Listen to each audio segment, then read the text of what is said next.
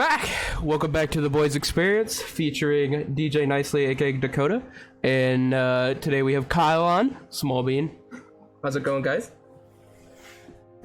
Doing well. So we don't have quite a bit. We have quite a bit to talk about certain topics, and there's a couple topics that just kind of not here right now, or just there. A lot of shit's just not going on at the moment, except two main things. We're pretty front-loaded on this one. Correct. So, I think the main topic today that needs to be discussed is the Activision lawsuit and the updates in that. So we're going to continue on today's episode, just like last week's episode, where we talk about what's going on with the Activision lawsuit. It's been pretty eventful for Activision over the past couple days. As a lot of people know, they had a lot of stuff going on with sexual harassment in the workplace, as developments have happened in that, it's gotten even more crazier. So we found out, I would say, I don't know, when was the first statement, Dakota? Do you remember?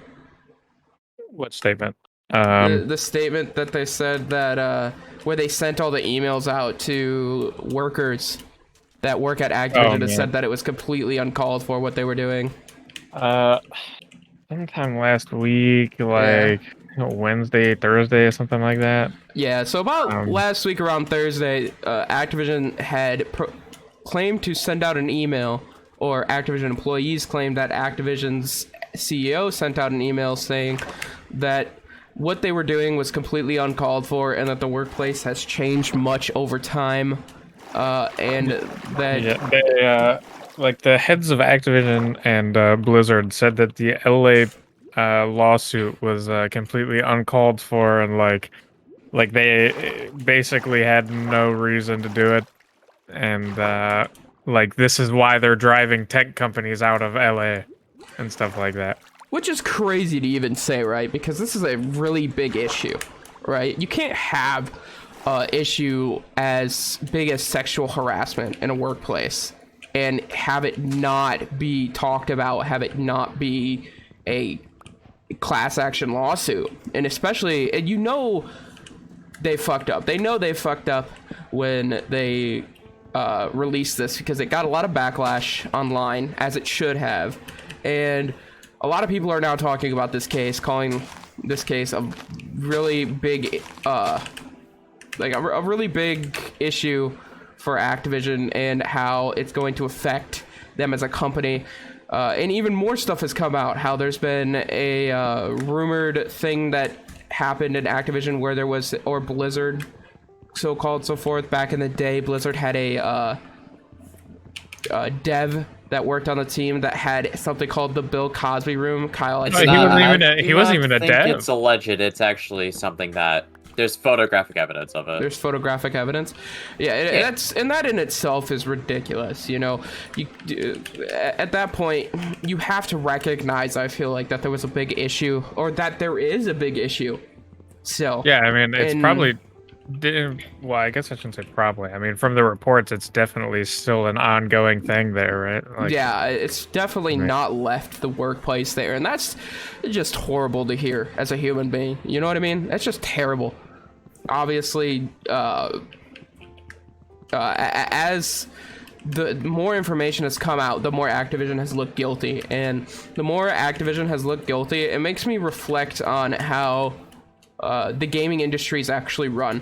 Because you have because what else happens at these companies, you know? Because Activision, obviously, a huge company in itself, and then Blizzard on top of that, having that news come out about how a long time ago that there was a guy that worked for them. Wasn't it a long time ago? Yeah, I mean, it was a few years, but I don't know if I'd ago. call that a long time. Yeah, I guess, yeah, you have a point. It was a few years ago. But to even have that come out is ridiculous. And as a company, I feel like Activision should just be ashamed. But they don't seem to be. They seem to be completely content with what's going on. I feel like both of them should have, last time we talked about this, we were expecting them to say at least acknowledge it to a degree, right? Like they've gone like full 180 on it, like almost completely like no, Right. this doesn't happen. And then like it's even brought like what last week on Wednesday, right? I think it was a Wednesday last week. They had the Activision Blizzard employee like walkout or whatever. Oh, Where yeah. 3,000 employees walked yeah, out. where literally the employees there just left the developing and all that shit, and they asked that the people playing their games don't play their games for at least that day. Like, why? Clearly, it's still like the stuff is still like going on to a degree. If they're literally walking out of their jobs to like protest for the point, right? Like, Right. And if this was a solved issue, I don't think that would be happening. Right, you would think other employees would come out and be like, oh yeah, you know, or the employees themselves would come out and be like, hey, you know, it's not happening anymore. Been the complete opposite of that, actually. Right, The and it's been employees the are still complete saying opposite. it's been happening. Also, that article that recently came out that we had or whatever, however long ago that was, where Blizzard had a booth at some convention, however long ago that was, like 20 something. I don't remember.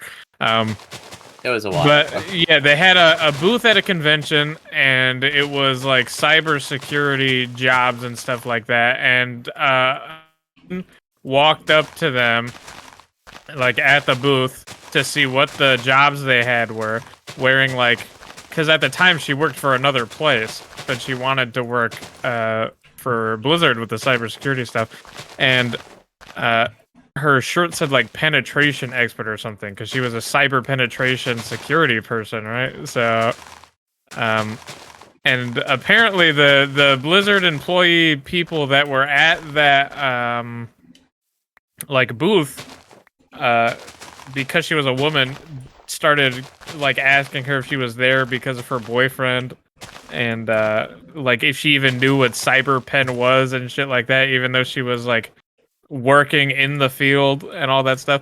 And then her shirt, the one she was wearing, was from the company she worked at or whatever, and it said like penetration expert. And they started asking her if she likes getting penetrated and stuff like that. Really? Like, Right? I didn't Just even read that. inappropriate. Yeah, they started asking her if she liked getting penetrated. They asked her when the last time she got penetrated was. Fucking just a bunch of shit like that. And that's just like employees at a booth at a convention. So imagine what they're doing not at a public Behind closed convention. doors. Yeah. And that's crazy, you know, as a big company, as Activision, to have something, such a huge issue like that behind closed doors is ridiculous, you know, and you should never have to, people should never have to deal with that. Whether you're a woman, a guy, whatever, you know, that's ridiculous. And I think we're at that point in society where we can stop these things, you know, we could put an end to stuff like this. But and that's why I applaud California to step forward and actually put this lawsuit through and Yeah, start it seems trying like to do they're at something. least actually doing something. Yeah. My issue is where's the what is the penalty for this? What is the penalty for a company as like Activision to just blatantly claim that it's not going on anymore when it is clearly still happening in the workplace, and employees are clearly not okay with it? Yeah, well,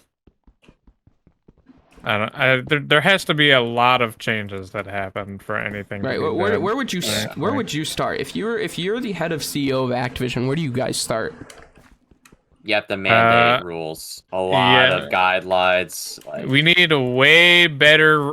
I'm sure, honestly, these rules probably already exist, but I'm They're sure not that followed. they're not being followed or enforced at all. So I'd start with that. Probably, you know, definitely get with the like enforce the rules, like zero tolerance policy, like section, like if you get reported sexual harassment, And then, like, especially if someone can, like, confirm that it's happening, right? Like, you're just getting fired. Like, Yeah. Yeah, that should be immediate termination, like, no question. Like, and that's just the start. If people can confirm it without even having to, like, do an investigation, like, on the HR level or anything like that, you're just getting fired. Like, if you have multiple people saying that you're doing it, then clearly you're doing it, or they just decided to form a fucking thing against you, which I doubt. It's probably you're just doing it. So yeah, and I feel like that some other big changes need to be made in the workplace. I feel that the HR, if viewers do not know what we're talking about, human resources is the term. If HR cannot correctly solve this, then I feel like some people in HR need to be fired, because HR, their human resources department should have seen this and should have done something about this. And that's something I was thinking about a lot when I was reading this case. I was like, man, where was the HR in this whole situation? That kind of brings up another thing to a degree, where like, part of the reason why some of these claims that are coming out now are claims from years ago, but they're just now getting, like, brought to people's attention, because, like, some people, it's kind of the same thing with not that they're, well, I guess they are related, but in different ways. It's kind of the same thing with, like, rape reports and stuff, right? Like, what's the statistics on that? Like 80-something% of women don't even report that they've been raped to, like, anyone. Right, like the police or anything, because they just feel like nothing's gonna get done. Because most of the time, nothing does get done. And that definitely needs to change, you know. And again, applauding California for their efforts so far to put an end to the whole Activision and what what Activision is doing behind the scenes right now. Yeah. And I hope that this is a message going forward for companies like Activision, basically saying we're not going to put up with this shit. You know, we're, as the people that work here, grow more of a voice. Hopefully they can get a union going, maybe, which is another thing that they're trying to do. Is they're trying to destroy a union that was going to be formed by associates, which I think is ridiculous. And it leads into a different topic of why companies are destroying unions, and unions being, you know, demolished over the years because companies want their employees to stay quiet. And well, it's not even, Kyle, I don't know if you looked or seen, but so they hired a law firm. I can't remember the name of it off the top of my head. I'd have to look. But they Blizzard Activision hired a law firm for, like, the lawsuit and everything. And right now the lawsuit, or not lawsuit, the law firm that they hired is a known union busting law firm. Like, company like Amazon, I think, uses them as to, like, prevent unions and stuff like that. Like, that's what they are known for. They're known as, like, a union. Yeah, they're known as a union busting law firm, and Activision and Blizzard just hired them. Huh. And over the last couple of years, the game dev industry, or, well, not the game dev industry, but the gaming industry and, like, game devs and everything, have been, because, I mean, most people know, like, how the game like, development system goes at most companies, at least the big ones, right? They hire a bunch of people to work on a project. Once the project's done, they lay off, you know, 75% of the people they hired, right? Mm-hmm. Because once you're done making the game, they don't need you anymore. The game's done. They can release it, make their money, etc. So game devs have been trying to, like, the actual people working on the games for the last couple of years have been trying to, like, get major unions organized and stuff like that. So, you know, they stop, like, the game dev practice stops working like that, right? Because that's a terrible field to be in if you join a game development company, and then after the year is over of you guys making the game that you're making, they just get rid of you, right? Right. So they've been trying to create unions to try and to help prevent 70% of the people working on a game getting laid off after the game's done. I don't think there's been like super successful ones so far. No. And now that they've hired this law firm for this case and all that stuff, it seems like they don't want there to be one, and there probably won't be one, at least for Activision and Blizzard, for quite some time. Yeah, and honestly, like I said, we all didn't see this reaction coming. I don't think anybody did from Blizzard. And again, it's in Activision. It's disappointing, to just say the least. I feel bad for the workers that have to go through that in the gaming industry, and I feel bad for especially Activision employees, because it feels like they're being ignored. Almost like they're just being completely ignored, and they're also being told down on. If you read the emails that were sent out by Activision, Activision basically told them how that them speaking out on the issue at hand is a dumb idea, and how it is not great for the company. But yeah, and they also said something like it was like to cover up the people that are actually like doing the the sexual harassment, stuff like that. They said something like it was basically like a "don't worry, we got you guys, bro. You're not gonna get in trouble for it." It was like, we're gonna have some meetings and stuff like that about it. Like, it's not that big of a deal. Don't worry about it. Is basically what they were all saying. Right, and that's just disgusting. Yeah. As somebody that is like, I don't know, I can't think of the right words to even say when it comes to what I've heard so far from this Activision case, and I can only pray that California wins this lawsuit. And even if they do, I don't see it changing much. It's up to Activision to fully change what's going on in the atmosphere of their workplace. And it's quite ridiculous that we have to sit down and have a talk about companies having strong rules against sexual harassment, because it's not just Activision. It's not. And it's not just the gaming industry. It's just companies in general. I've spoken on this before. I've worked at places that have had this same issue, sexual harassment, and it's completely disgusting. It's horrible, and companies should be ashamed. It should be frowned upon. But it seems that nowadays, with how much money that gets passed around and how much power these companies actually have, nothing gets done. And I wanted to ask you guys, what do you think is the direction here forth, punishment-wise? Because we talked about punishment beforehand at the current state that the lawsuit and the claims were in. And we all agreed on jail time, for sure, for the people involved. And we all agreed on probably a large fine, but also said that fines don't really fix anything, because these companies have so much money that a fine, you would have to make a significant fine on these companies for it to mean anything. So what would you think a correct punishment would be for these companies, and if there is any?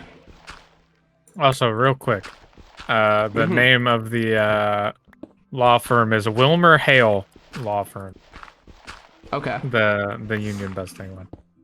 And they are, like I said, they are helping Amazon keeping unions away from their workers. Which is horrible, right? Because unions only benefit workers in at least an opinion. Yeah. And to have it to where workers can't unionize is crazy, especially in America. where I believe we were the like leading country in unions, right? I'm Like, not one of sure, them. but that Not I mean, sure about not too long ago, like at the beginning of like unionization and stuff like that. I wouldn't doubt that maybe at the time, but I mean, if we were then, we're definitely not Not now. now. Yeah.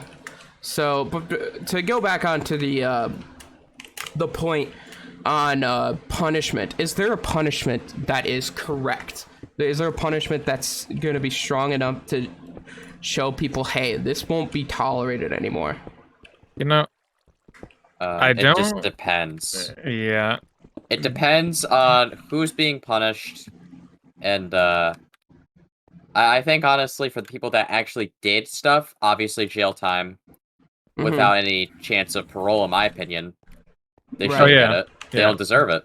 They should get max like sentence for whatever like sexual, like I don't know what the penalty for like sexual harassment in the workplace is in like California or anything like that, but whatever it is, the people that were perpetrating it, which sounds like it was a lot of people, a lot of them, should definitely get, you know, their fair share of jail time for it.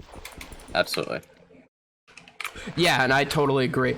Totally agree, but as far as the company, I mean, I really don't know like what they could do to like affect them other than, you know, the normal fining and stuff like that, right? Because like, what do you do to such large companies to affect other than like literally make them like disperse the company, right? Like, which I don't even think they can like legally do that type of thing. Yeah, that's an interesting topic in itself. If when it comes down to it, Activision may be having to disperse as a company because of such allegations, and that'd be a very, very strong action against them. Not that it's not deserved, but I feel that there needs to be something to show these companies that this cannot happen. You know, we have an issue right now where it's getting out of control, especially here in America, at least, where sexual harassment is becoming a huge issue, and we need to find ways to deal with it. And I don't know what the exact punishment is. I would be lying if I told you I had a solution, but I think that the solution can't be too hard. Will eventually come out. There'll be eventually a solution that decides to show its head, and hopefully it can be applied, and especially for a situation like this, because again, no worker should have to go through this type of treatment, and hopefully we can, as a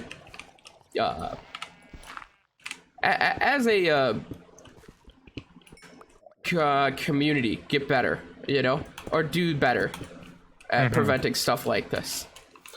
Yeah, I mean, and if the answer was easy, then it would already be answered. So. Right. And as this case grows, we'll keep talking about it, because this is a huge issue, huge problem, and needs to be talked about. As much as most people probably don't want to hear about it, it's a 100% topic that needs to be talked about, because you can't ignore such things. These things have to be talked about, so that way they can be prevented in the future. And I hope, again, for all the people that are involved, I'm super sorry for any of the Activision employees that have had to go and deal with this, and I hope that it can be made up to you guys eventually. Not even just that, you know, like any employee. Yeah. Or any employee that's or had not to go even through an this. employee, fucking anyone in the General. existence of you know, the world, right? Yeah. Like Anyone that's had to go through sexual harassment in the world, I hope that someday it can be made up somehow. I don't know how it would be. I don't know if it's possible, but I hope that something is done, some type of justice is done. But yeah, I think we've gotten the basis of the Activision lawsuit down. Here. Yeah, the update, in a sense, of the Activision lawsuit down. And another thing we wanted to talk about was the Scarlet... I feel like, actually, if I could add something as well. Sure. I know we talked about a lot about punishment and a lot about what we need to do to these big companies.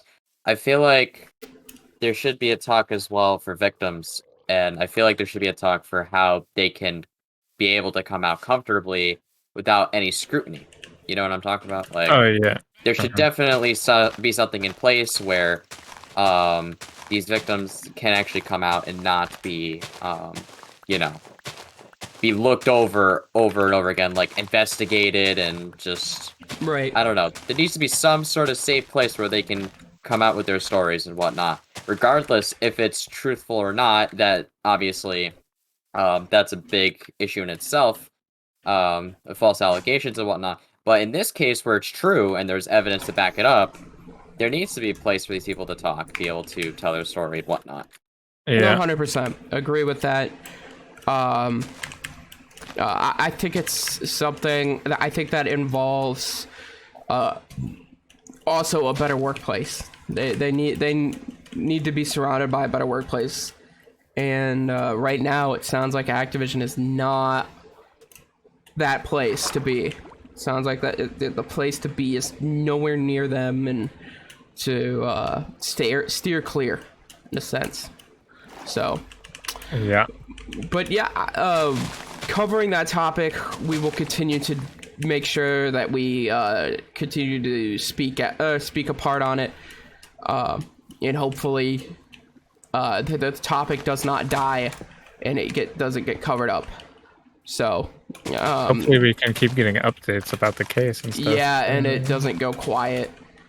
So far it hasn't, and that's, in my opinion, that's a really good thing for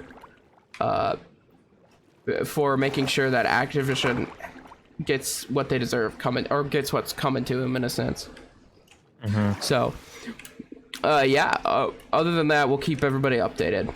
Anyway, one of the things we wanted to talk about on here as well was the Scarlet Johansson topic about her suing Disney because breach of contract. And Dakota knows a lot more about this, so I'm gonna leave this up to him to describe to you guys, because this is quite interesting to me as well, coming from a guy that's a comic book fan and and wants comics to thrive.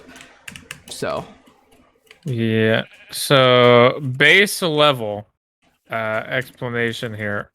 Basically, Scarlett Johansson's Black Widow contract was set to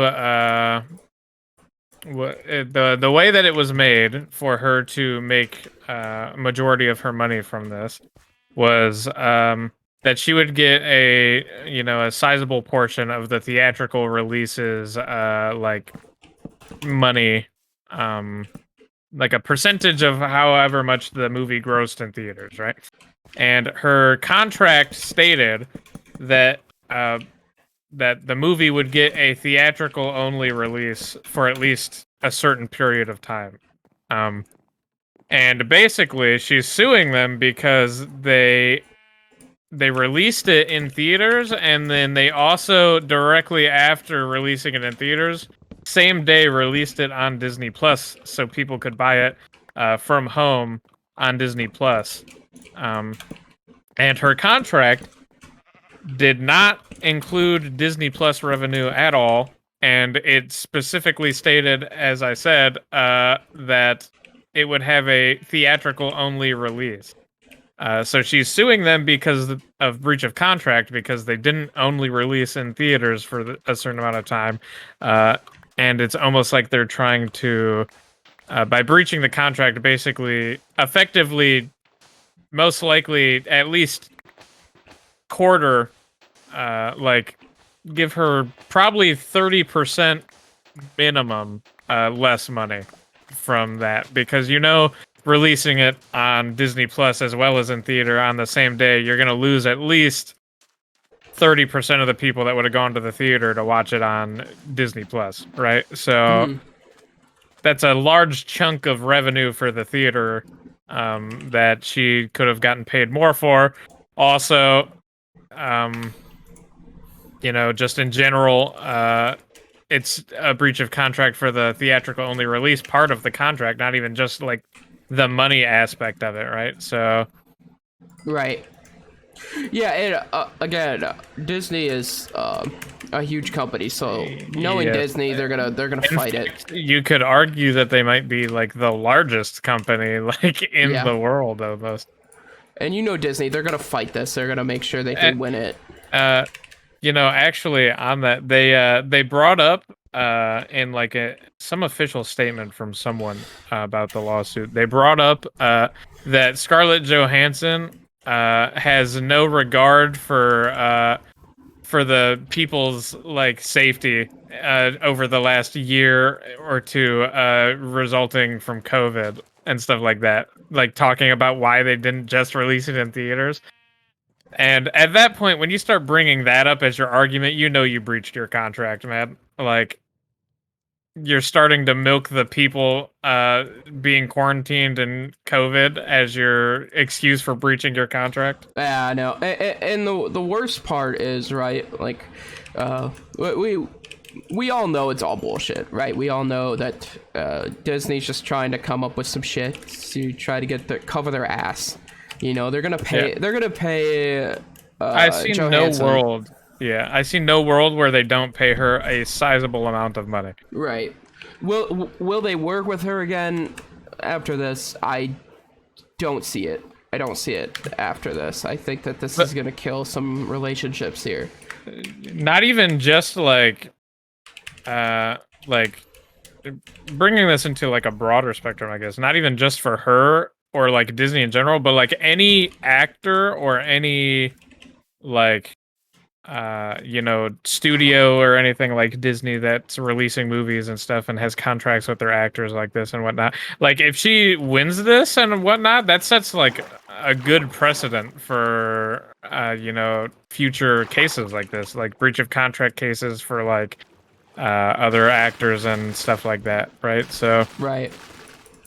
And that's always a good thing. Winning a case that should be winnable, for one side, I'm always rooting for people that deserve what they deserve, And in her case, I definitely feel that she deserves the money that she's, earned. She's worked really hard on Black Widow as a character, and I haven't gotten around to watching the movie yet. But I've heard it's good. I've heard it's really good. Yeah. And I've heard it's good more than I've heard that it's bad. So right. And that's always a good thing, having a movie that's better than bad, and to have her not get paid the money she's deserved is kind of ridiculous, especially for a company like Disney. Disney is a huge company, always has, always will be. They make a ton, like I could argue billions of dollars every year. They definitely do. I wouldn't be surprised if they made almost $1 trillion a year, or if they made $1 trillion a year, right? Like, right, they're definitely in the high hundreds of billions, that's for sure. Right, to say that they can't afford to pay Scarlett Johansson is ridiculous, and that's just saying the least, because as a company, they know what they're doing. They knew what they were doing when they got into that. They knew that they were going to make a ton more money off of it through Disney Plus than they were through movie theaters. And movie theaters, that's a whole different topic. Movie theaters kind of fading out throughout our present day, and it's now becoming less of a movie theater, more streaming platforms, because who wouldn't want to watch something from their own home, rather than having to go somewhere to actually watch it. And that's totally understandable. and posting it on Disney Plus, it's a huge W. You know, I own Disney Plus. Disney Plus is a really nice streaming platform, especially as a guy that likes Star Wars. Doesn't mind some of Pixar's movies and stuff like that. I love to go on there, watch some old movies, but the fact of the matter is Disney knew that they were going to post this movie on to Disney Plus long before it came out, and they were hoping that she was just going to ignore it, which she didn't, and good on her. That they were hoping that she would just ignore the fact that they were going to do that, and I'm glad that she's able to take action against them for trying to take advantage of her work and how much time she's put into that character. And I hope that, again, she wins. Another big lawsuit going on in the world right now is that, and hopefully everybody that deserves the win in their lawsuits get the win at the end of the day. I think is the moral of the story. A lot of lawsuits for today. Yeah, a lot of lawsuits going on in the world. Yeah, and that seems to be, you know, with as big as some companies are growing, it seems to be just inevitable in a sense. You know, some companies just grow to the point to where they have so much power that they can do whatever they feel like, and I think that we're finally in an age or a day where we can prevent that from happening, and it seems to be that people are trying to put that effort in. With that being said, yeah, that's the two main big topics that we wanted to cover today. Again, news has been pretty slow. We've been playing a lot of video games recently. Obviously, it's the boys. Of course. And we've all been playing, specifically here in this call right now. We've all been playing a lot of New World, a new game made by Amazon. Another big name right there. And I've been personally having a lot of fun with it. I know that my friends here are gonna have different topics or different takes on it, but personally, I will say that it's been a really fun, different change up in my lineup of games, because I usually don't touch on MMOs anymore. And coming back to them has been really fun, especially a brand new one. But I want to get your guys' take on it. What's your guys' thoughts on the on New World, and do you guys like it? Do you guys hate it? Do you guys think it's got potential? Do you think it's gonna crash? Well, me personally, from playing the beta, I think it's got good, it's got good feet to become something good, right? Like, the building blocks are there. That's for sure, right? But me personally, I think one of my main complaints that I had just from the short beta that we participated in there is just that the quests seem like they repeat a lot, right? Which in MMOs in general, that's kind of a thing that happens sometimes, right? But I don't know if it's just like a beta thing they were doing or what, but like every quest, like you'd pick up 4 quests, go do them, bring them back, and the next 4 quests you get are go back to the same place and do nearly the same thing you just did when you were there, right? Like, and that part of it is the most annoying part to me. Like, I don't care about like anything other than the pure quest design aspect of that. I think the combat was pretty okay. In terms of MMO combat, you know, it wasn't like point click deal damage, stuff like that, right? Like you have full control of your camera in the third person view and whatnot.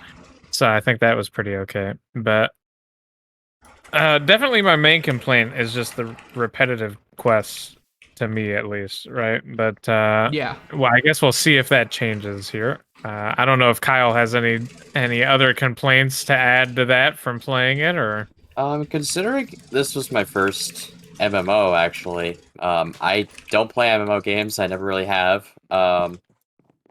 I honestly had a few complaints. It was mainly the repetitiveness.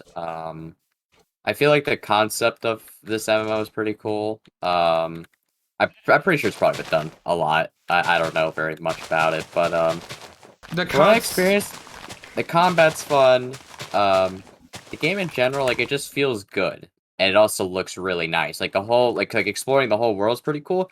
I think Mhm. another complaint is that I would go and explore different zones. Like the last day of the beta that I played, I went up north in a specific part of the map, and it didn't actually say what level it was most times, and it was like way over leveled. I was really confused. I was like, okay, a part of this quest told me to go here. oh yeah, Why would it do that?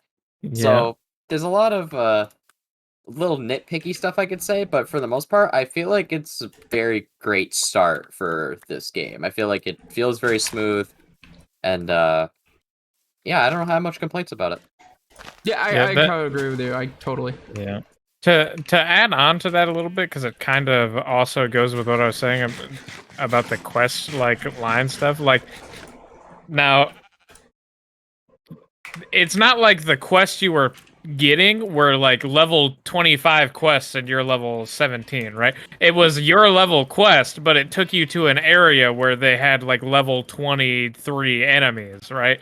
Mhm. Because I had the same thing happen a couple times where I was like level 13 at one point and I had quests for me that were my level, but they were taking me to places on the map that had level 17 enemies that I like they took half my HP bar from fighting just one of them. So like I mean that's part of what I was talking about kind of also. Not just the repetitiveness of the quest system, but like also like that aspect where you're a lower level than where it's telling you to go even though the quest says it's your level. Right. Again, there is some stuff that needs to be changed over time. I think that the level or the levels of enemies that you fight is a little off. I had my biggest issue was Quarry. I forgot the name of it. It's in Everfall. The Quarry in Everfall, that place is a hell when you first get there. If you're lower level than 15 going into there, I had a hell of a time. Kyle said he didn't have a hell of a time when he went in there. Well, I feel like if you're mainly a sword type, like if you're close quarters, you're gonna have a rough time. But I picked more of like a mage, I guess you could say. Mage healer. Mage healer. So basically distance. So I didn't have a problem because I was able to keep my distance. But for people up close at a lower level, I could see it being an issue. Yeah, and I totally agree with you there. But other than that, I love this new game. I'm gonna be playing it when it comes out. And if you guys want to know, when the game comes out, we'll release the world that we'll tell you guys the world that we're on and what server, so that way you guys can come out and play with us as viewers. If you see us on, give us a If any of shout. you are interested in Yeah. playing the game. If any of you are interested in playing the game, New World on Steam, it's about $40 USD, $50 if you want the deluxe. I paid for the deluxe because I really like the concept of it, and it's been really fun to play so far. I think that the only difference between the deluxe and the regular version is that you get a couple of skins in the game. So, other than that, yeah, if you guys want to come and join us on that when it comes out, I'm sure we'll all be playing it. What type of characters are you guys gonna build out? I think I'm gonna go with the same character that I built out before. I think I'm gonna go with a tank sword player. I'll go with healer again. Honestly, Yeah, I had a healer. lot of fun I had a lot of fun, especially with the life staff, which I know it is kind of overpowered. Especially since there's a certain upgrade where very early on where any attack uses no mana at all, which I think is kind of busted, but what do I Yeah. know? That does seem kind of busted. A little bit. Yeah. So I was using the hatchet, great axe combo in this one with the heavy armor, and I was enjoying it. But I think this next time, I'm gonna go probably with like bow, like rapier or something. Maybe even bow, some sort of staff. But I think I'm gonna go more DPS, like range DPS Oh, another build. complaint I guess I would also have, sorry to cut you off, but There you go. a lot of the projectile stuff, a lot of projectile weapons like muskets and bows, they don't specify what arrows and bullets they need. Mhm. And I couldn't really figure, this is coming from someone that doesn't know MMOs very well. I couldn't really, I didn't really understand what that was all about, because I couldn't figure out what bullets I needed to use, what arrows I needed to use for certain bows that I got and I wanted to use, but I just wasn't able to. Mhm. I feel like it's a little bit frustrating in that sense. So you feel Yeah. maybe a better job of explaining the whole aspect of what needs to be used with what? Yeah, I feel like I feel like it should be indicated like what bullets are you're able to use with a certain gun or bow or whatever, you know? Right. I think it'd be very helpful for newer players like me who, just started out. Just starting on a new MMO. Yeah, and totally. Yeah, I feel like a lot of people have been introduced to MMOs nowadays because there hasn't been really there hasn't been a good new MMO game released Mhm. in a while, and this is the first one that seems to be good that's released. The one that people have had a lot of fun with from what I've heard, and I hope that this brings some a lot of new players to MMOs and everybody has some fun while we wait for some more new games coming out. Mhm. Speaking of those new games that are coming out, Halo Infinite. Kyle got his hands on it. He got into the test flight of the alpha. He told me he had some positives, some negatives about it. So Kyle, if you'd like to explain to us, what are your thoughts after playing that alpha? So, from I'll go from what I liked to what I didn't like. So the things that I liked, I love the movement system. I feel like they really nailed it this time, because Halo 5 had a lot of stuff, a lot of the movement systems I had complaints about, like Spartan Charge was a big one, ground pound, and even just the general boost. I feel like in a way just kind of took away, just didn't feel like Halo, honestly. It Mhm. felt like they added elements of like Destiny in there and Call of Duty, and I just didn't really enjoy it very much. So even though it is sprinting and sliding, I feel like the way they presented it, the way it's used in game, it feels very nice. And it doesn't feel like they're trying to copy from another game necessarily. Feels unique. Um, Not necessarily unique, because I feel like the slide system's been used a lot lately. It's sprinting as well. I don't feel like it's exactly unique, but I feel like it's just feels nice. Mhm. Especially on this engine. Um, the gunplay feels very nice. The only complaints I have is when I'm using a sniper or the skewer, it feels like most of my shots are like mainly RNG.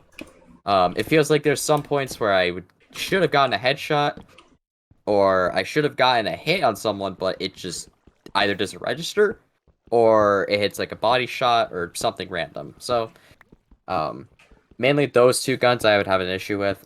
Every other gun feels great though. Even the sidekick, which I know I talked to Danny about it. Well, that it feels like the Halo 2 pistol kind of, and he doesn't like the Halo 2 pistol. I don't mind it. It actually feels pretty nice. I know I was about to say the stuff I like, and I kind of went into stuff I dislike, but it's kind of hard to tell at this point. Um, So you're on the fence, so to speak, right now. yeah, it's hard to tell because we have like 4 months left before the game comes out, right? Mhm. So they have time to fix all this stuff. But there is just a lot of negatives. I've kind of realized in my head there's a lot of negatives. Like medals, for example. I didn't actually see it. I saw like a screenshot on Twitter. I never actually got it. But Kilimanjaro, to, I'm talking about the medals now. Kilimanjaro to Killionaire, they changed all the medals. They look completely different, and they don't look good. Everyone's complaining about it, and I'll complain about it now. It looks like shit.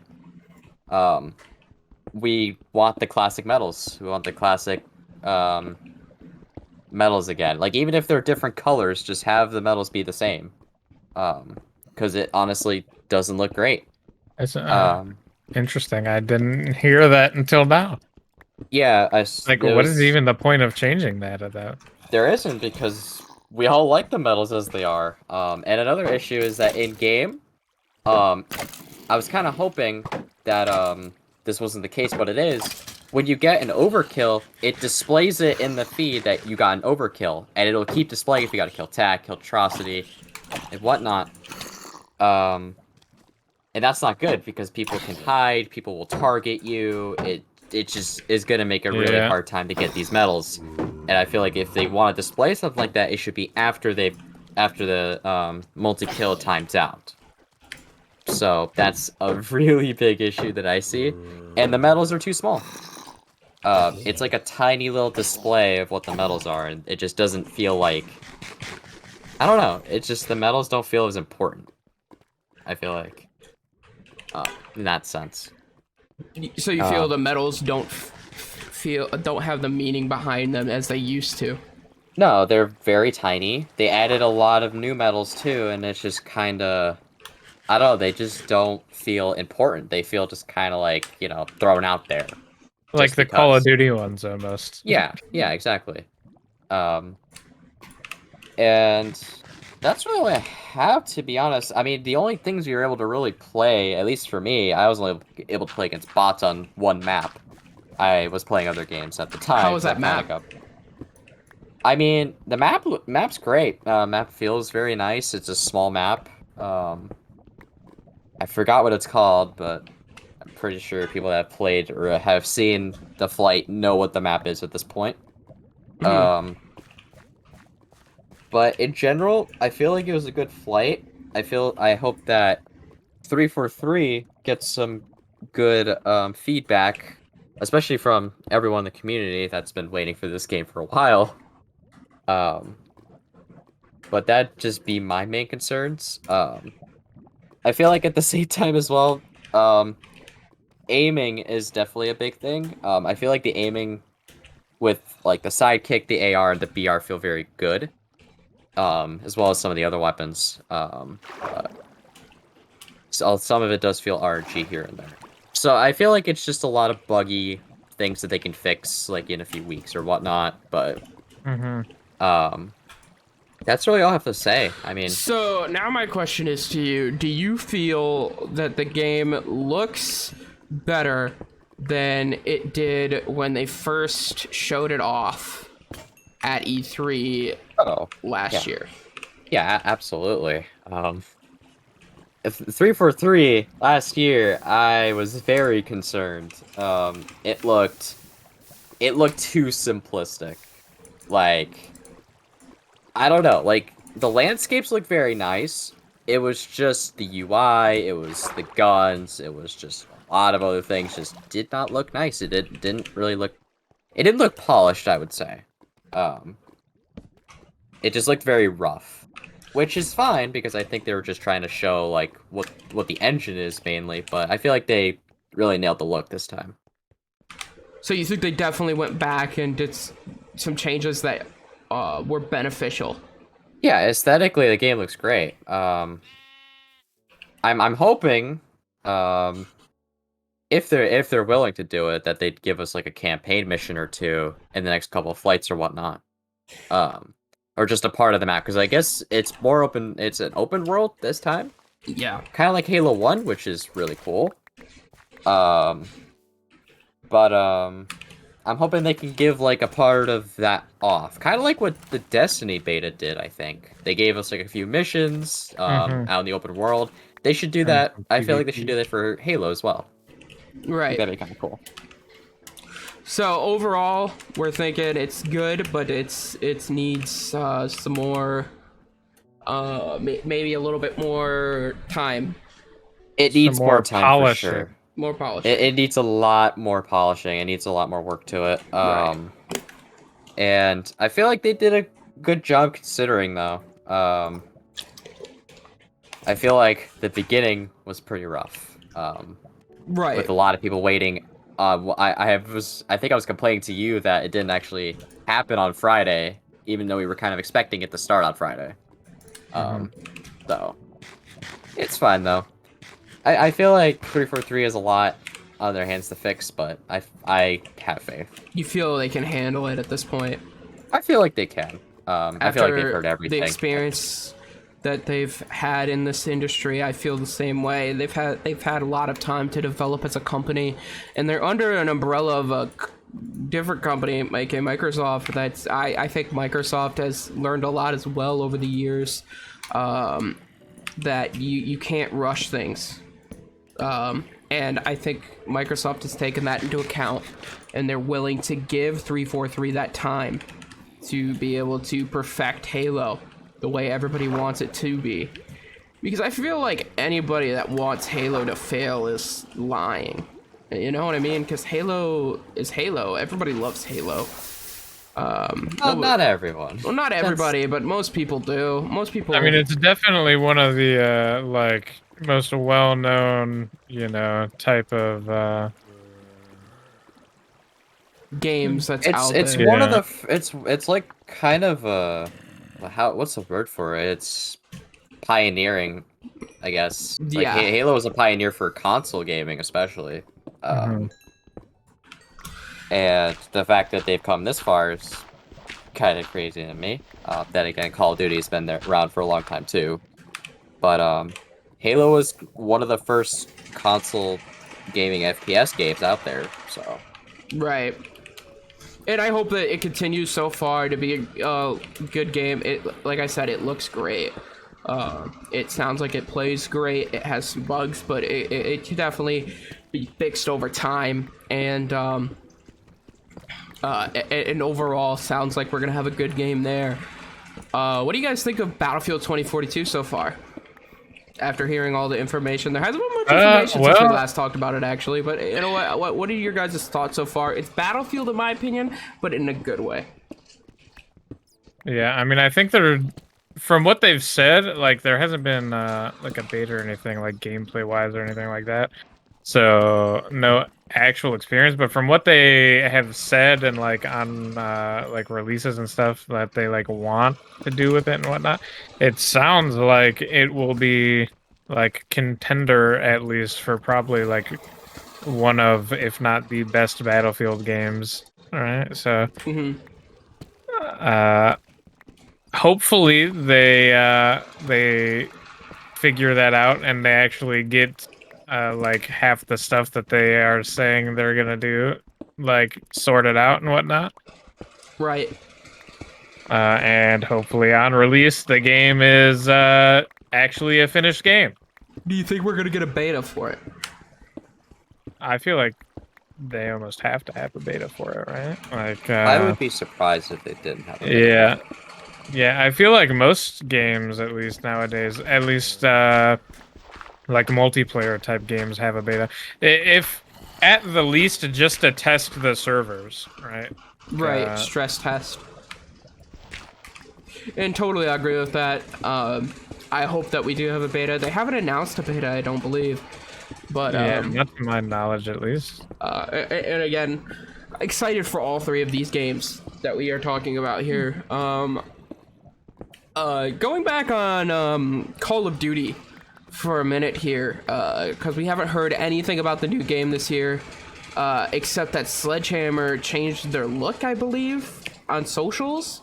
I heard some type of rumor about that. They changed the company's look, or Really? the third-party company. Yeah,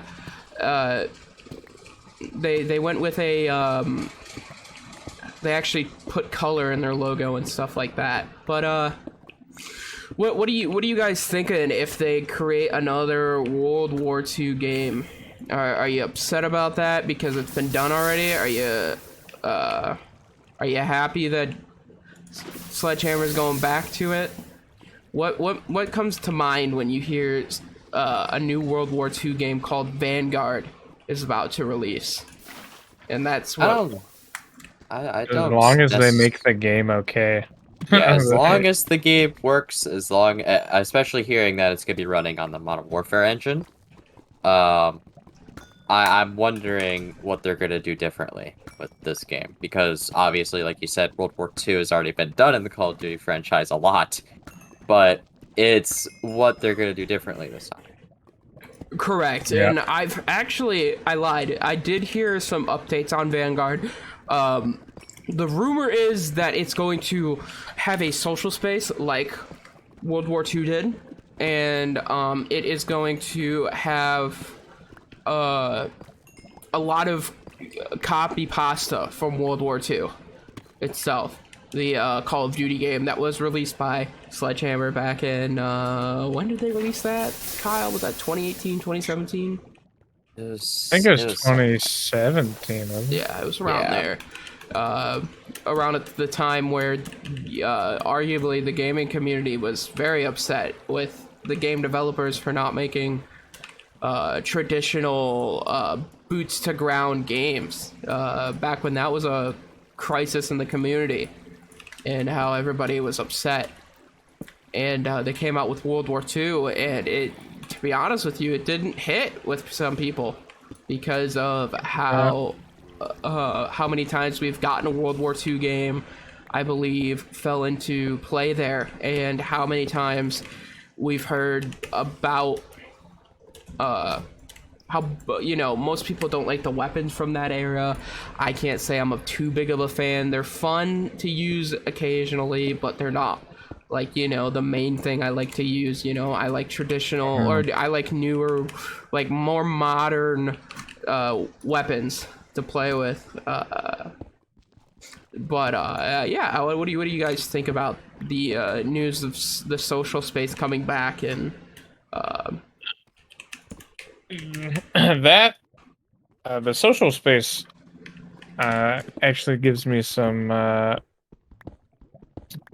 don't want to say hope, but like it makes me a little happy that it's a thing, because I actually thought that was a pretty cool part of the World War II game itself. I wasn't really much of a fan of the actual game, but I thought that aspect was pretty cool. And like you could 1v1 challenge people into the lobby and stuff like that. So yeah, They have like a shooting range and they have other yeah, stuff. They have all the challenges and stuff too, which you can pick out, not just yeah, be displayed for you. You can pick out different things that you can.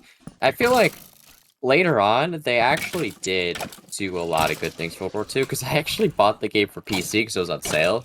It's just kind of, I was bored, so I was like, yeah, why not? I'll buy it. And there's surprisingly a lot of people on that game on PC, which is weird. But people got the game when it was free on like PlayStation, and people play it a lot on Xbox as well. And there's a lot more stuff added to that game later on that I don't think people realize, because I think they left the game before it really had its time to shine, I guess you could say. But there was a lot of new snipers, a lot of new guns added.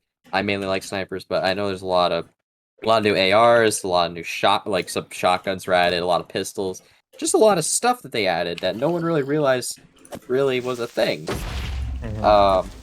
So, and this was also made by Sledgehammer, so I have hope for this game too, that they would also follow this formula, just add a lot more stuff at launch, rather than very limited amount of stuff, limited maps, limited game modes, and guns and whatnot. They need to add a lot of stuff at launch for this to be a success, in my opinion. so you guys definitely think that it has some hope behind it. What do you think? What's the main thing you're hoping to see from this game? Is it more challenges? Is it more camos? Is it a more fun, like, mess with it type thing where they add camos that are wacky and crazy for the time? Or do you hope they stay traditional where the camos are kind of like dark and not really shiny or anything like that? They just, almost like a platinum. I feel like there needs to just be in general variety. I don't think it should be one or the other. I think it should be everything, in my opinion. Anything they can think of that is cool. Because because that's a lot of that's the thing that a lot of gaming companies really have a problem with is variety. They can't really decide what they want to do with it, what direction they want to take, and you know, because World War II also brought back zombies, and that was a disaster, from what I've Yeah. heard. Oh yeah. So it's just a lot of what are they going to do with these games. That can go for any game. Like for Halo, especially when Bungie transferred it to 343, just kind of going off topic from Call of Duty, I feel like Halo 4 and Halo 5 were kind of like they were kind of experimenting what they wanted to do with the game. And I feel like Infinite is their one like game that they want to come out that they're actually like confident with. Right. Mm-hmm. So I feel like Now- Sledgehammer with Vanguard, they're just polishing what they did with World War II.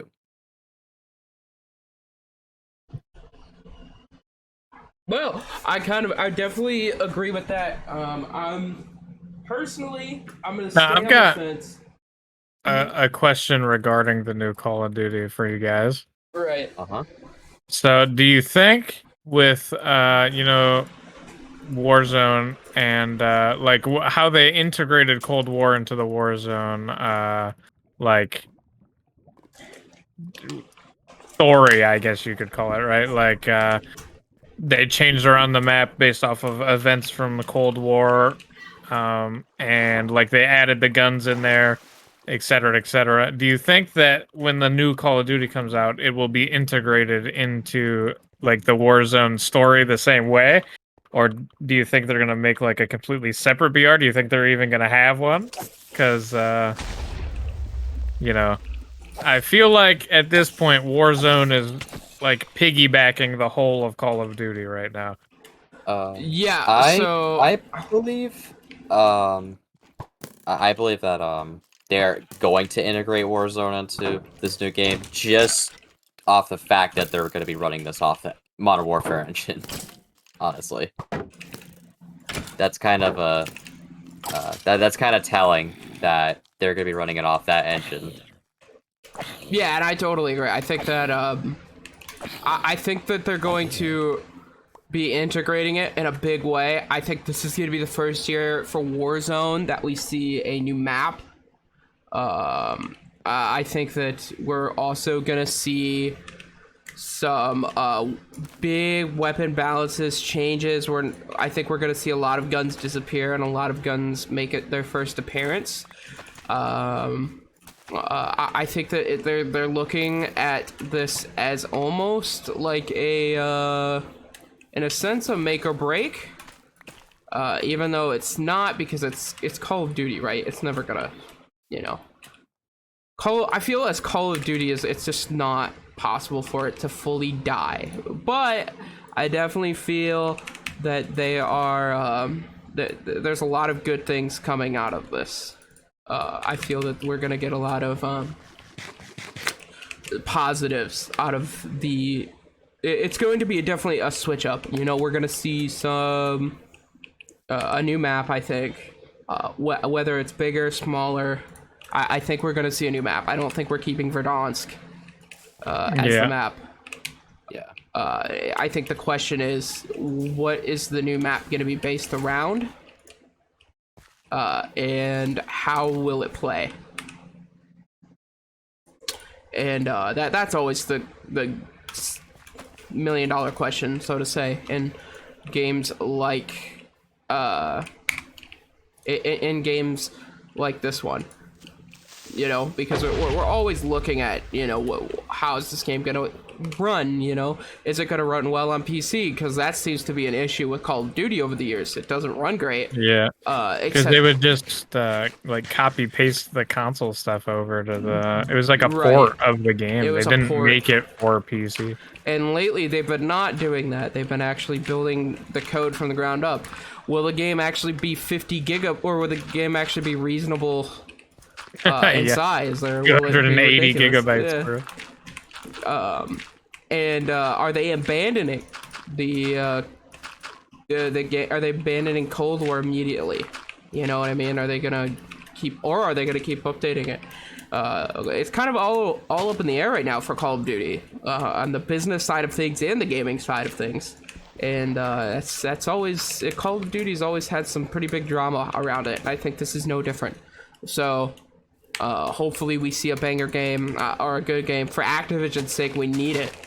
And I think they'll pull through though on this one. So yeah, those are quite a few games. Is there any other games that you guys would like to cover while we were on the topic of it? I mean, coming soon? Not necessarily. Well, I mean, it doesn't have to be coming soon. It just has to be. Yeah, but I mean, Dying Light 2, like I was talking to you guys earlier, you know, I really quite enjoyed the first one as a pretty good game, you know, at least I thought. Mhm. And I really would hope that they don't extremely mess this one up.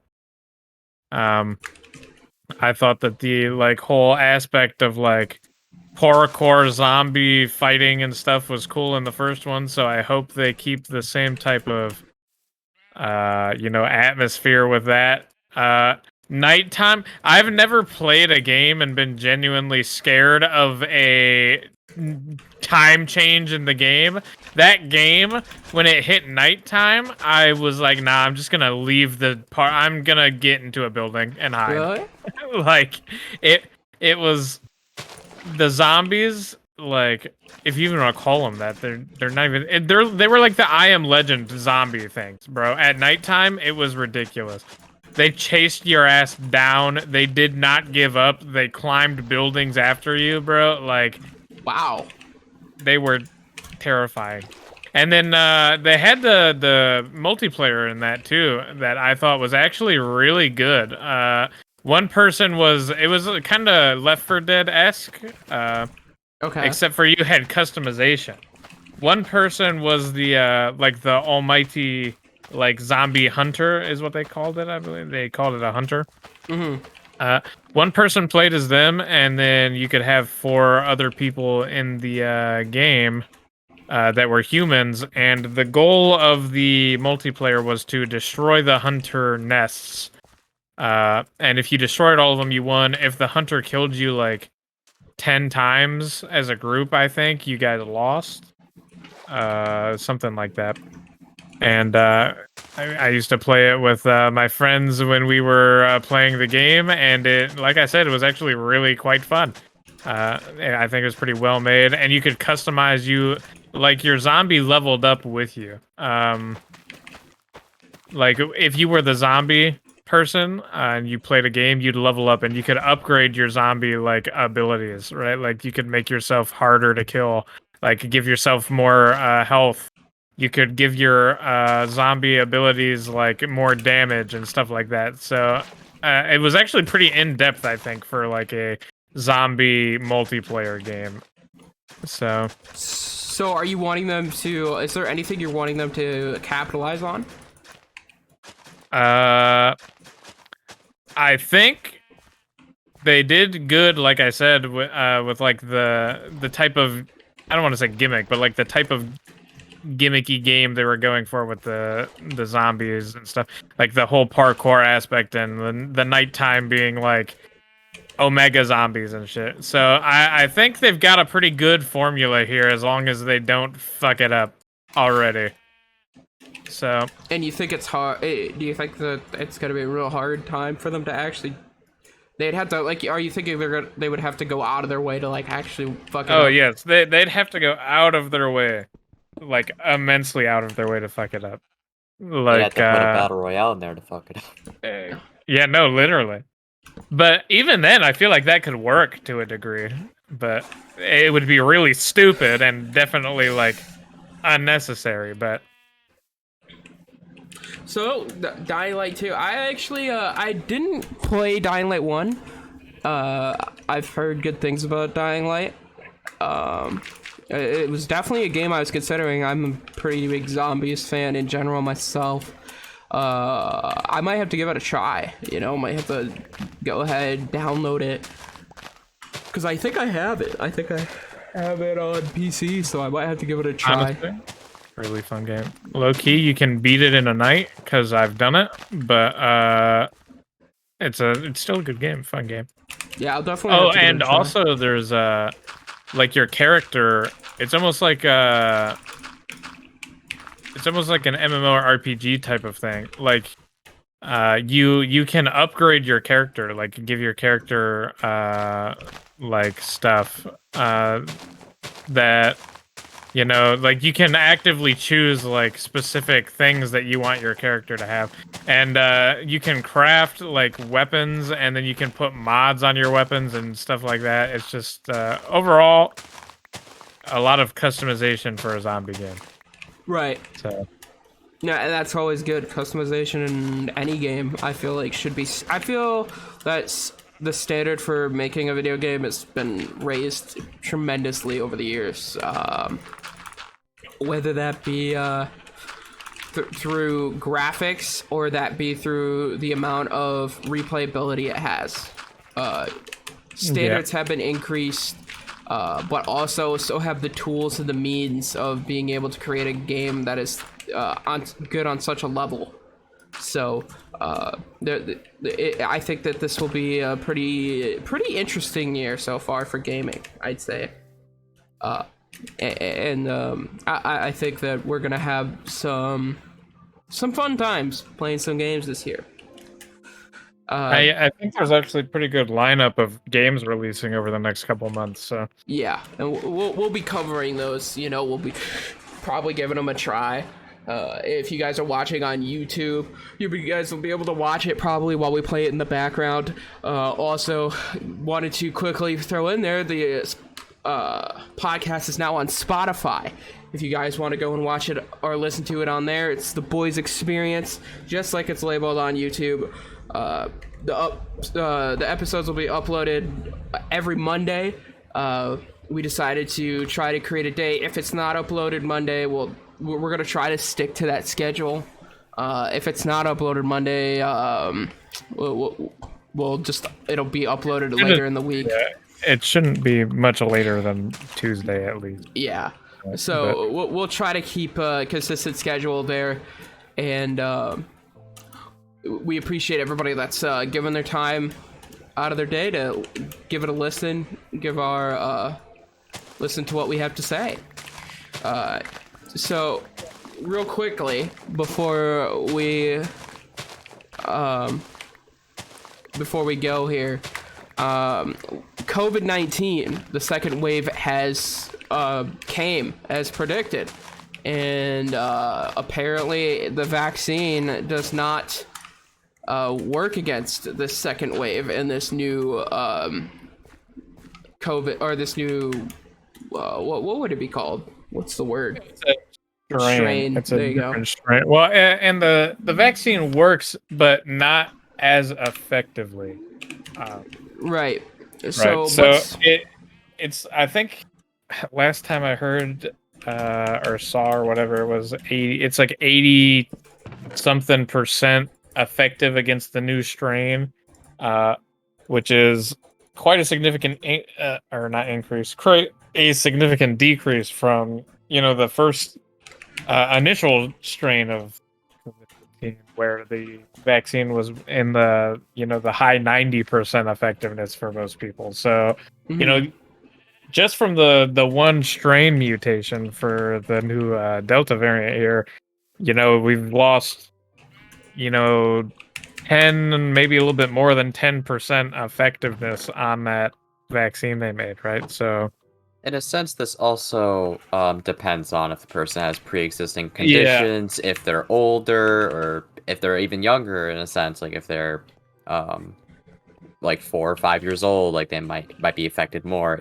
It's really circumstantial, because in some cases, some people might get infected, and they might not even know it. Like they might just be carrying it around, and they don't even have any symptoms. Some people might get a cold, and some people might have very serious symptoms where they have to go to the hospital.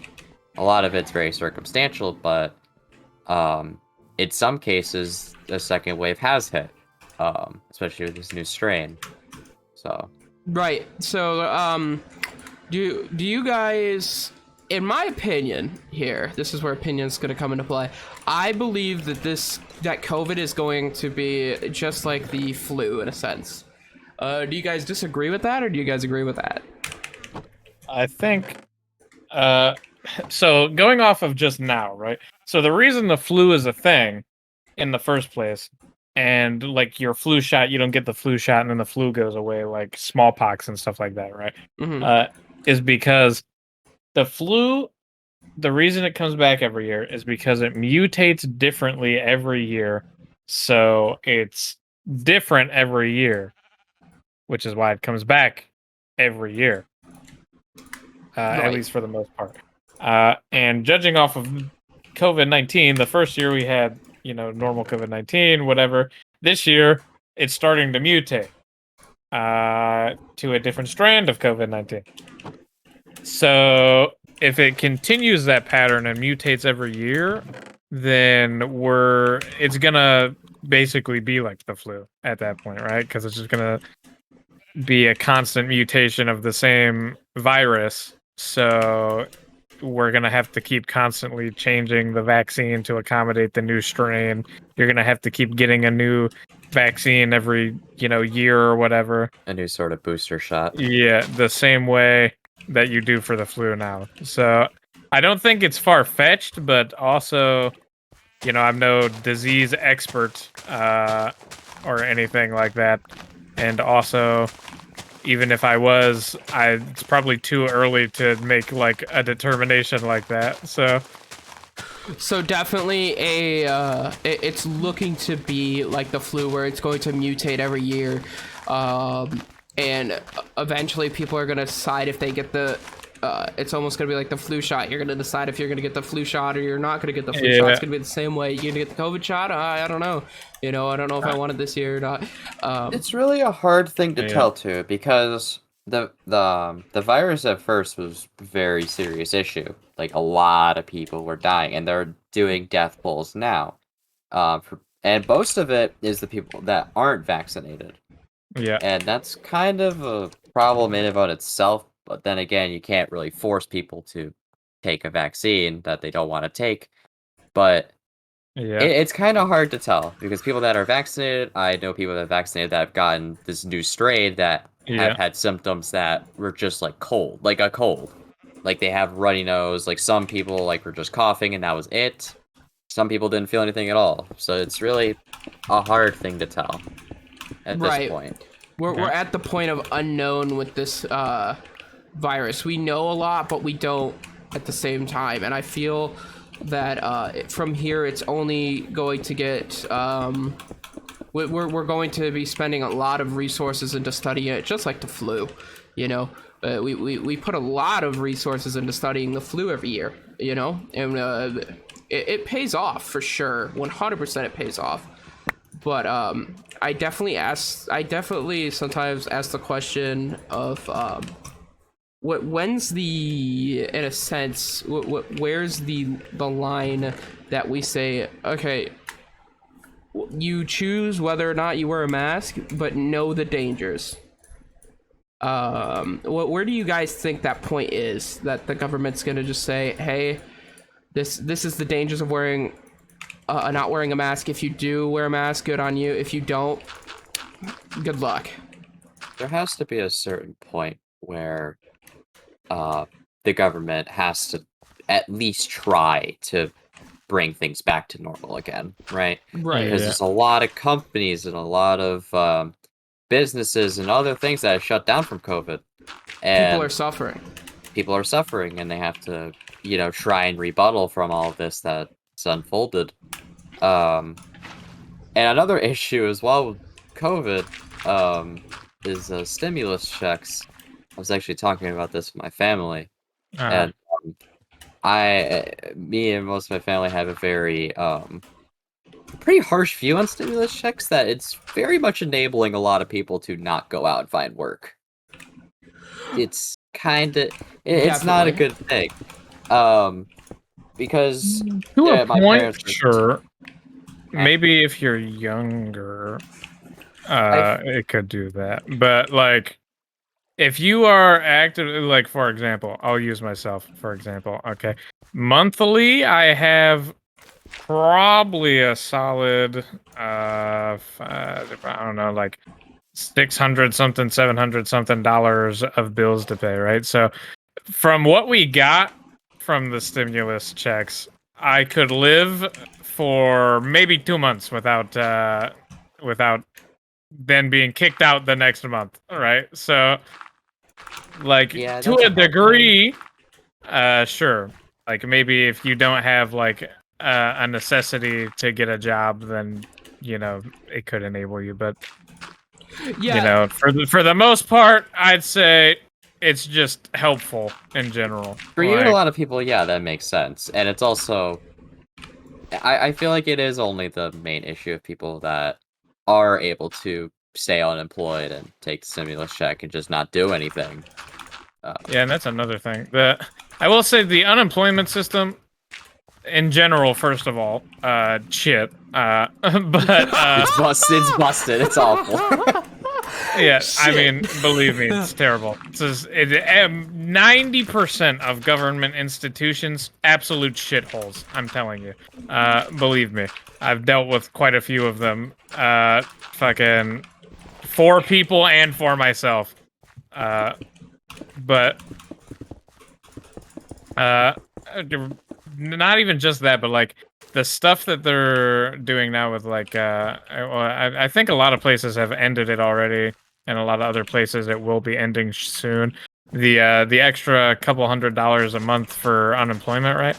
So like good for people at the time that were actually like they lost their job from COVID and stuff like that, right? But I feel like to a degree it has definitely brought about like a lot of people that are unemployed at this point, at least, for not like not because they have to be because of COVID or whatever, but because they're like, well, fuck it, I'm still getting paid for my unemployment and I'm getting this extra money that I'm getting paid more than if I went to work, so I'm not going to go back to work, right? There's definitely some people, I'm sure, that are doing that. Yeah, absolutely.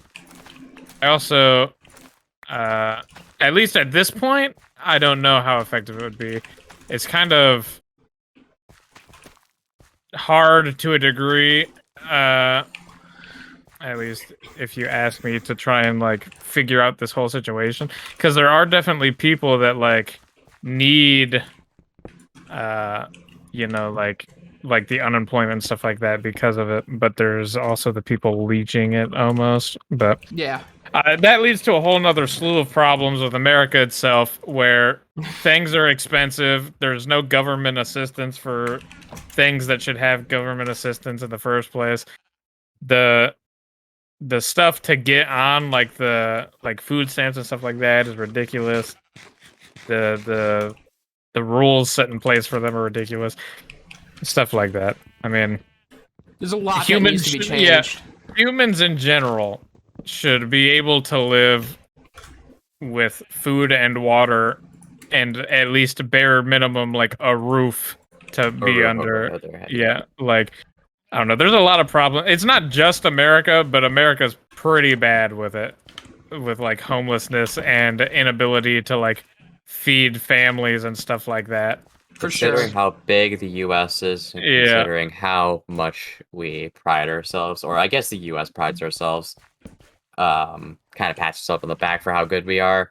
Yeah. A lot of stuff that goes on here is really shitty, considering, especially with homelessness and jobs in general. I feel like now there's a lot of plethora of jobs out there now from the people that are leeching, but for the people that actually need the stimulus money, it's not enough for some people.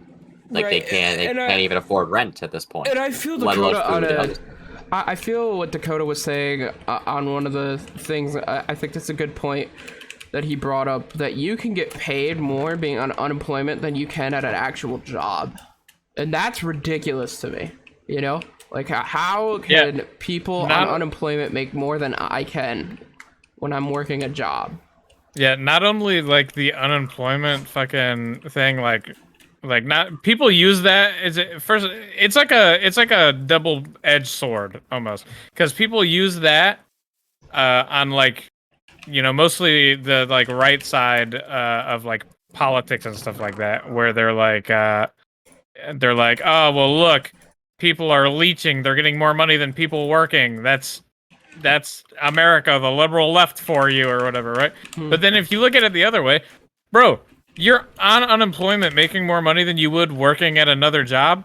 Don't you think that also kind of tells you that the companies aren't paying people enough? Yeah, Like, for sure. And it definitely needs to be a change in how America handles that, and how we handle really anything going forward. I think that this past year, while we've been in quarantine, and we've had to see our government operate throughout some tough times, it showed us how vulnerable we are to something like COVID that we weren't ready for, and how we can handle it better maybe in the future.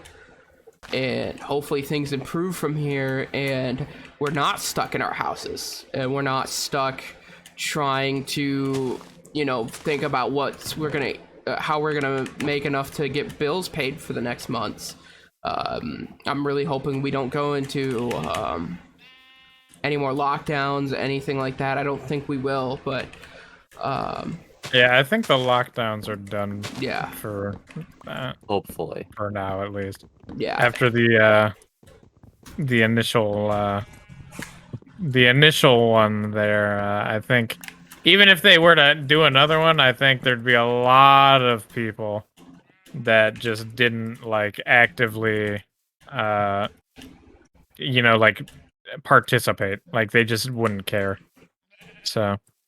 Yeah, and that's very true. But most Americans participate in wearing a mask and stuff like that. There's very few people that believe that that's infringing on their rights. There's very few people that are like, that's I wouldn't say infringing there's on very few, but I mean, it's definitely probably it's the minority. It's definitely the minority in America, probably, but. I mean, there's definitely way more people than there should be that think that wearing a mask somehow infringes on their rights, even though it has nothing to do with their rights at all. If you can point somewhere in the Bill of Rights that tells me that you are not allowed to mandate someone wearing a mask, then sure, I'll say that that's not a dumb talking point. But until you can do that, then it's not infringing on your rights. You're just saying shit. Yeah. So I totally agree with that too. So I think that we've hit quite a bit of topics today. Hopefully you guys enjoyed the episodes that we've been putting out. Remember that the podcast is now on Spotify. If you go on Spotify, look it up. The Boys Experience is on YouTube. Also the Boys Experience, and you can also find it on Anchor, which I just found out that we have a couple people listening on Anchor. Thank you to you guys. Hopefully you guys are enjoying the podcast that we've been putting out, and we'll keep putting them out. Every Monday is when we're planning to upload a new podcast. Hopefully we continue to keep our streak of uploading it on time. And we appreciate everybody been pretty listening. good so far. Yeah, appreciate everybody listening. Either of you guys got anything else to say before we go ahead and end it off here? No, I think so. Good. Yeah, right. Just thanks anyone that's listening. Even if you just found it and you listened for 10 minutes and you're not hearing this message, appreciate that you listened for 10 minutes. Exactly. Right. So I hope that you enjoy our random conversations about anything, because at this point we're not very structured. We're still trying to figure things out. So. Yeah. So we're no Joe Rogan experience over here. Definitely not. Even though he is the god of podcasts, for sure. But anyway, we'll talk to you guys in the next one. Appreciate you listening.